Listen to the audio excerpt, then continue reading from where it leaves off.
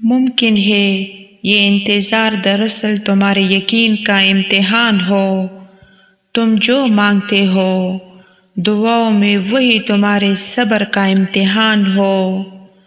دعا قبول ہوتی ہے مختلف صورتوں میں، شکلوں میں تمہارا گمان بھی نہیں پہنچ سکتا۔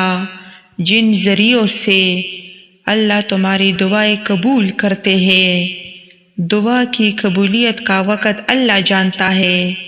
ہمیں بس اس سے یقین کے ساتھ مانگنا ہے، ممکن ناممکن کی سوچ کو دل سے نکال دینا ہے۔ ہمیں بس اس کن کا انتظار کرنا ہے۔ تمہاری دعائیں وہ سب کر سکتی ہے جو تمہارا مقدر نہیں کر سکتا، اور دعاؤں سے تو رب بھی مل جاتا ہے۔ تو پھر یہ چاہت کیا چیز ہے؟